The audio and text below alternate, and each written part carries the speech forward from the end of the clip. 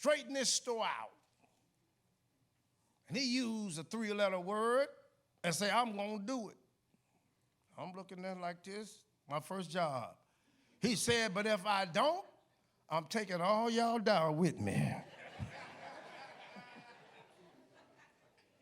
I said, oh, Lord, what did I get myself into? Here's my point. Every morning, he would meet with all the managers.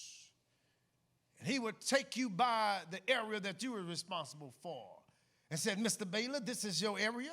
What are you going to put on this end cap? I would say, Mr. So-and-so, I'm going to put some soft soap there. He would say, take action.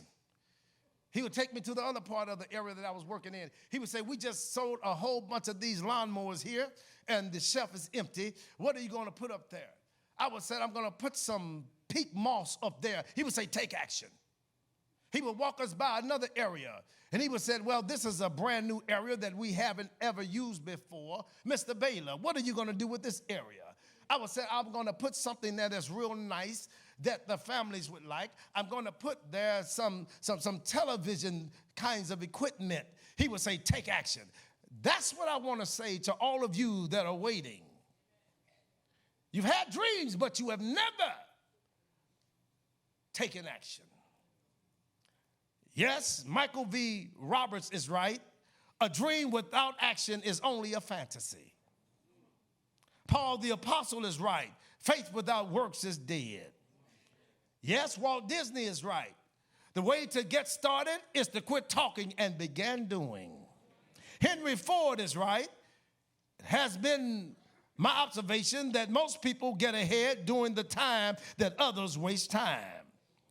David Letterman said this, next in importance to having a good aim is to recognize when to pull the trigger. Yes, Jesus is right when he said, I must work the works of him that sent me while it is day. The night cometh when no man can work. I got 2 words I want to say to everybody that's waiting. Look at somebody, tell them, take action. Tell them again. You will never have a time that's more fruitful than right now. Never than right now. Well, I'm closing with this. There are people in this church today, you're successful. You're making a good salary. Your name is good. Things are working out for you. You think you've arrived. Some of you have accomplished more in life than you ever thought you would accomplish.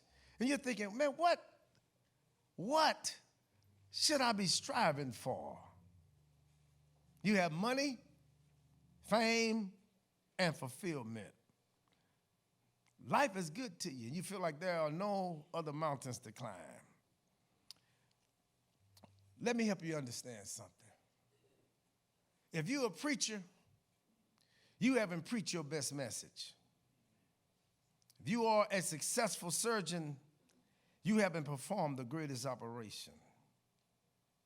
If you are a businessman, you haven't closed the greatest deal. If you're an athlete, you haven't had your greatest performance. If you are an architect, you haven't designed your greatest structure. If you are a teacher, you haven't taught your greatest class.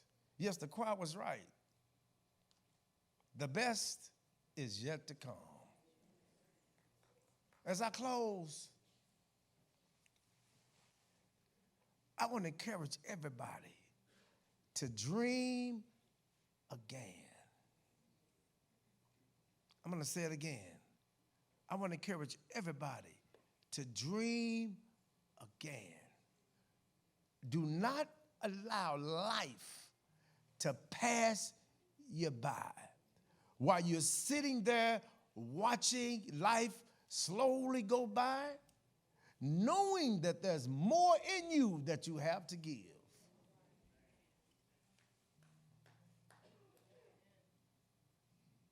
The fact that you're still here is a clear indication that God still wants to use you. Tell somebody, tell them God still wants to use you. Tell them it's not over till God says it's over. And tell them this, neighbor, the reason that you're here, because God has not said it's over. Come on, give God a big praise right there. Stand on your feet. I'm through. I'm through.